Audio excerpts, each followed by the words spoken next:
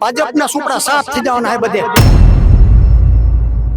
એ સર્વેના આદેશને કેવી રીતે જોવો છો અને કેટલી તકલીફો આ જગતના તાતને પડી રહી છે?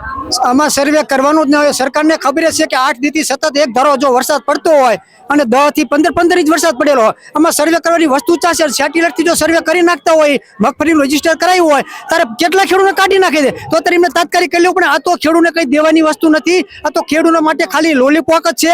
એટલે ખેડૂત બધા સમજી ગયા છે અને આ સરકાર જો નહીં સમજે તો આ પબ્લિક જોઈ લો। અત્યારે આ મહાપંચાયતમાં આ 2027માં ઉખાડી નાખતા વાર લાગવાની નથી। એટલે આ સરકાર જો સમજી જાય તો ભલે।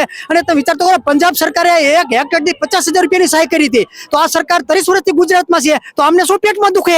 કરીને 50,000 રૂપિયા આપો, તમે બીજા વિકાસના કામ બંધ કરો। ખેડૂતમાંથી અત્યારે માઠી દેશ આવ્યું હોય તો તમારે ખેડૂત બેઠો કરવાની તમારી જવાબદારી છે। તમારે ખેડૂતનો બેઠો નથી કરવો, ખેડૂત તમારે પતાવી દેવાની નીતિ છે। એટલે ખેડૂત પણ બધા સમજી ગયા છે। આ સભામાંથી તમે જોઈ લો કે આ ભાજપની 2027માં શું દશા થવાની છે। જય હિન્દ, જય ભારત।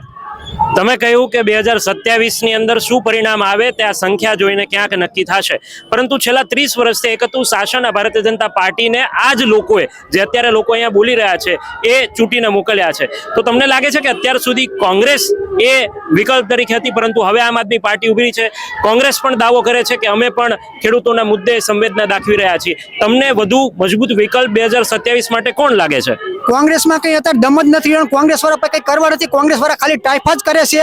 અને આમ આદમી પાર્ટીના તમે અત્યારે નેતા જોશો, રાજુ કરપડા પણ જેલમાં છે, તો કોંગ્રેસ વાળાને ખબર હતી કરદો થતો હતો એડમાં, તો કોંગ્રેસ વાળા કેમ મુદ્દો ના ઉપાડ્યો? કોંગ્રેસ વાળાને વાહ કરવાની છે। એટલે કોંગ્રેસ હારે કોઈ ખેડૂત અત્યારે છે નહીં। અત્યારે છે આ પાર્ટી હારે ખેડૂત છે, જે નેતા કામ કરશે એની હારે ખેડૂત રહેવાનું છે। હવે પહેલાનો જો ખેડૂત રહ્યો નથી, ખેડૂત તમામ પણ હોશિયાર થઈ ગયેલો છે। એટલે કોઈ પક્ષ એમ માનતું હોય કે ખેડૂતને ભોરમાં મત લઈ જઈશું તો એ તદ્દન વાત ખોટી છે। હવે ખેડૂત માને એવું નથી। નવું મંત્રીમંડળ આવ્યું છે, નવા કૃષિ મંત્રી આવ્યા છે, અને જ્યારે સર્વેની વાત હતી ત્યારે કેબિનેટ મંત્રીઓ એક ખેડૂતોના ખેતરમાં જઈને પાક જોઈ રહ્યા હતા। તમે આ વાતને કેવી રીતે જોવો છો? અરે મંત્રી જે ખેતરના ખેડૂતમાં જ્યાં ખેતરોમાં એમ કહેતા હતા કે ગંધાય છે, એ અત્યારે ખેડૂતનો દીકરા નથી, એમને અત્યારે જ ખબર પડશે કે આ પાક ગંધાય છે।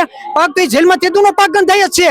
એટલે આ સરકારમાં જે મંત્રી છે, એક મંત્રીમાં પાણીદાર મંત્રી નથી। 122 ધારાસભ્ય હોય અને સર્વે કરાવવું પડે અને પૂછવું પડે, તરત ખેડૂતને જાહેરાત કરી દેવી પડે કે તમને આપી દીધું અત્યારે વળતર, પણ એ સરકારમાં કઈ છે જ નહીં અને ખેડૂત સમજી ગયા છે।